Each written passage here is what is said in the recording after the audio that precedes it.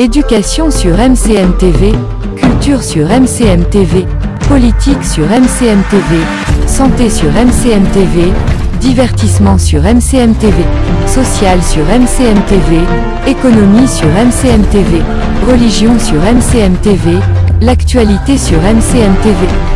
MCM TV, votre chaîne l'actualité en temps réel. Avant tout,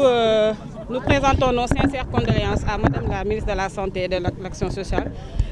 suite au rappel à Dieu de son époux. Donc nous lui présentons nos sincères condoléances, que Allah l'accueille dans son paradis céleste. Voilà, nous sommes rencontrés ici tous les contractuels de la santé d'une manière générale. Il y a les contractuels des EPS, les contractuels du MSAS, que ce soit les Cobra, Ismea, JICA, Ryundawi et plein d'autres types de contrats. Donc nous sommes là pour sensibiliser l'autorité à notre cause, parce que quand même parmi nous, il y a certains qui sont en contrat depuis 17 ans, chaque année, renouvelable depuis 17 ans, depuis 10 ans, depuis 3 ans, depuis 5 ans, et vraiment, ça commence à faire vraiment trop. Donc nous sommes là pour sensibiliser l'autorité, qui sache que nous faisons partie du système, nous sommes dans les fins fonds du pays à gérer la santé des populations.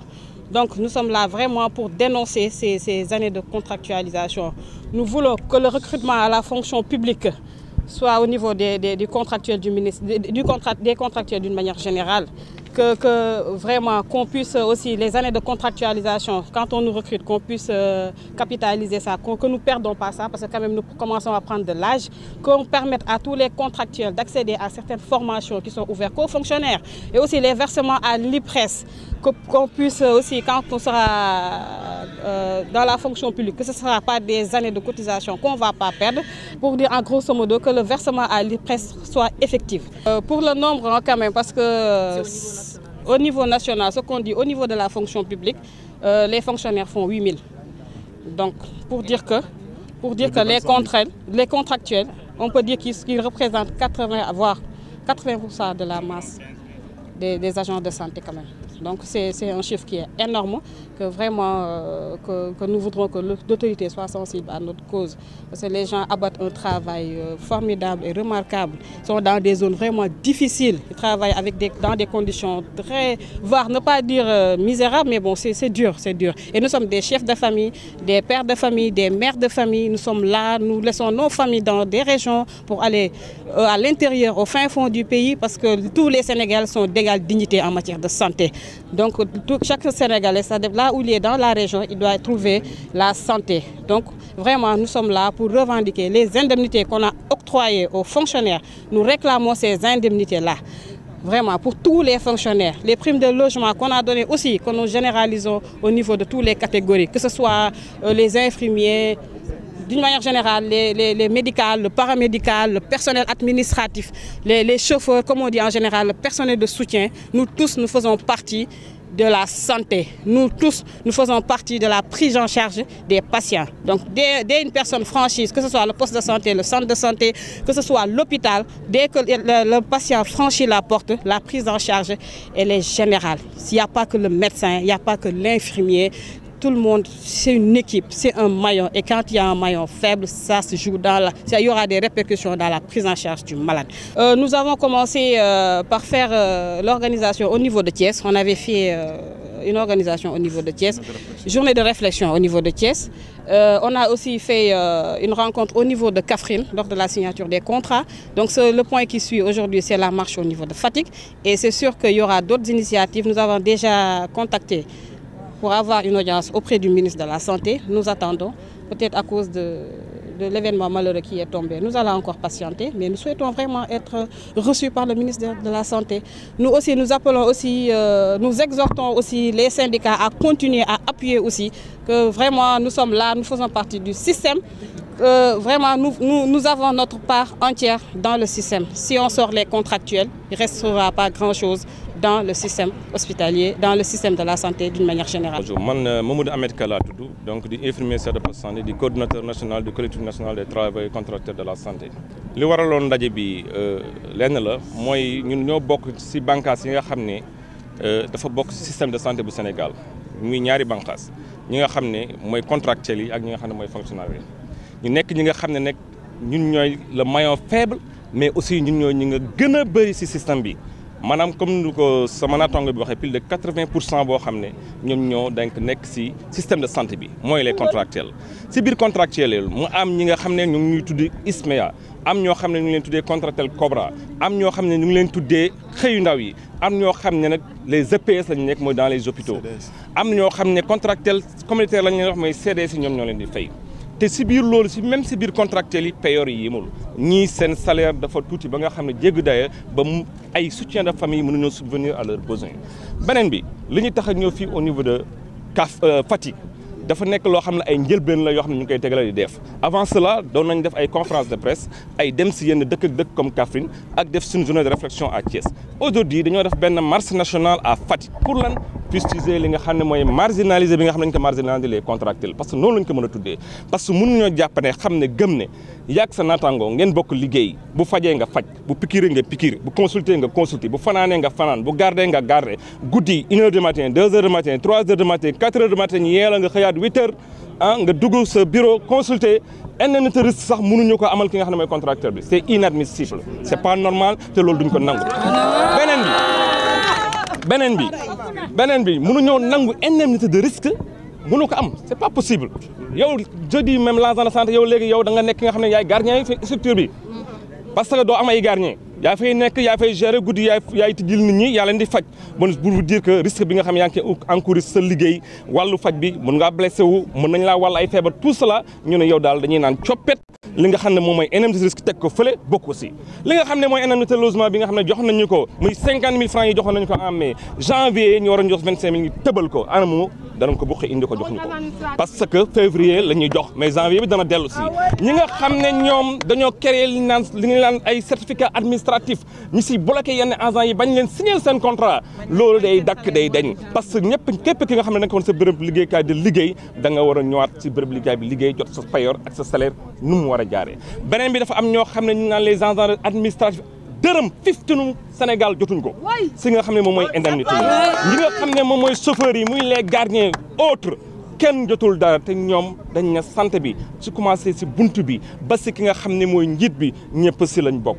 bon bu lër mbir bu amee ñeen loolu ay indemnité ñëpp ñoom ñoo siy jotandoo beneen bi gën a xam ne moom moo ñu gën a métti moom mooy tey ngay toog nga nekk mukallaf kilifa am 50 ans nekk contractuel fukki at ak juróom 15 ans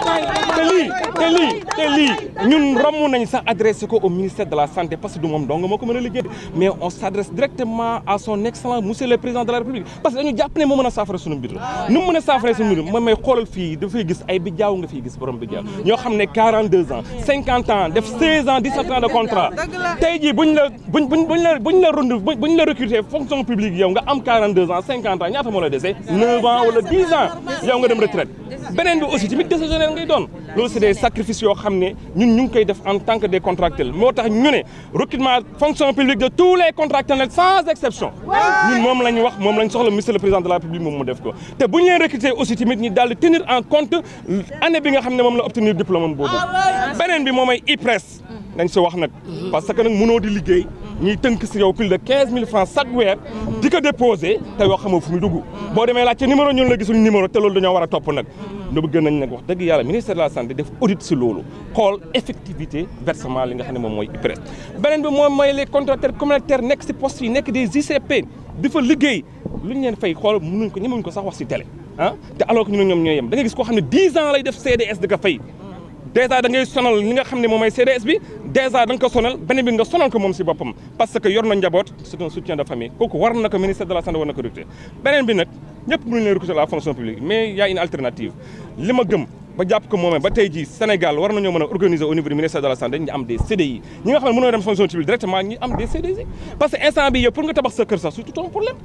da ngay am 10 ans de contrat tu ne peux pas vraiment tabax kër ko aussi parce que mënoo def prêt boo xam ne moom moo la ko permettre mënoo investir voilà yooyu yëpp nekk su suñu kaw suñu ndodd lii ñun nag mënuñoo gëm instant bi indemnité logement koso la ñàkk si indemnité yi jox ñu ko beneen bi moom mooy indemnité bi nga xam ne moom mooy heure supplémentaire parce que da ngay liggéey ay heures yoo xam ne bokkul sa waxtu liggéeyukaay si au niveau du Sénégal parce que dañ na nag 8 heures ngay commencé wàcc li ñu naan 16 heures